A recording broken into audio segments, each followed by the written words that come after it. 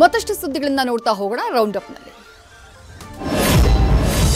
Techie Atul Subhash ಆತ್ಮಹತ್ಯೆ ಪ್ರಕರಣ ಸಂಬಂಧಪಟ್ಟಂತೆ ಪತ್ನಿ ನಿಖಿತಾ ಸಿಂಘಾನಿಯಾ, ಅತ್ತೆ ನಿಶಾ ಸಿಂಘಾನಿಯಾ ಹಾಗೂ ಅನುರಾಗ್ ಸಿಂಘಾನಿಯಾಗೆ ಜಾಮೀನು ಮಂಜೂರಾಗಿದೆ. ಗ್ರೌಂಡ್ಸ್ ಆಫ್ ಅರೆಸ್ಟ್ ಸರಿಯಿಲ್ಲ ಅನ್ನೋ ಕಾರಣಕ್ಕೆ 29ನೇ ಸಿಸಿಎಚ್ ನ್ಯಾಯಾಲಯ ಈ ಆದೇಶ ಹೊರಡಿಸಿದೆ.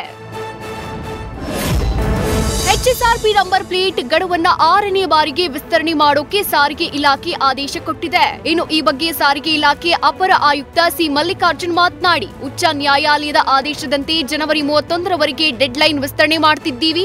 ಇದುವರೆಗೂ ಕೇವಲ 28% ಜನ ಮಾತ್ರ HSRP ನಂಬರ್ ಪ್ಲೇಟ್ ಅಳವಡಿಕೆ ಮಾಡಿಕೊಂಡಿದ್ರು. ಆದ್ರೆ ಈ ಬಾರಿ 57 ಲಕ್ಷ ವಾಹನದ ಮಾಲೀಕರು ಅಳವಡಿಕೆ ಮಾಡಿಕೊಂಡಿದ್ದಾರೆ. ಹೀಗಾಗಿ ಜನವರಿ 31ರೊಳಗೆ HSRP ನಂಬರ್ ಪ್ಲೇಟ್ ಅಳವಡಿಸುವಂತೆ ಮನವಿ ಮಾಡಿದ್ದಾರೆ.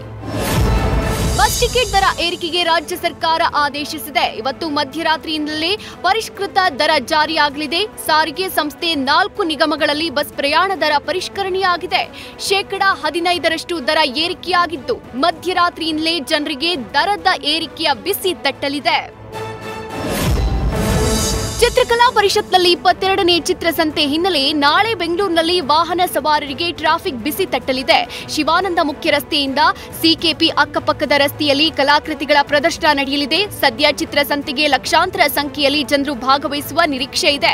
ಈ ಹಿನ್ನೆಲೆ ಸುಗಮ ಸಂಚಾರದ ದೃಷ್ಟಿಯಿಂದ ನಾಳೆ ಬೆಳಗ್ಗೆ 6ರಿಂದ ರಾತ್ರಿ 9ರವರೆಗೆ ವಿಂಡರ್ಸ್ ಮ್ಯಾನರ್ ಸರ್ಕಲ್ನಿಂದ ಶಿವಾನಂದ ಸರ್ಕಲ್ವರೆಗೆ ಎಲ್ಲಾ ವಾಹನಗಳ ಸಂಚಾರ ನಿರ್ಬಂಧಿಸಲಾಗಿದೆ. ಇದರಿಂದ ವಾಹನ ಸವಾರರಿಗೆ ಪರ್ಯಾಯ ರಸ್ತೆಯಲ್ಲಿ ಸಂಚರಿಸಲು ಸೂಚಿಸಿದ್ದು, ವಾಹನ ಸವಾರರಿಗೆ ಟ್ರಾಫಿಕ್ ಬಿಸಿ ತಟ್ಟಲಿದೆ.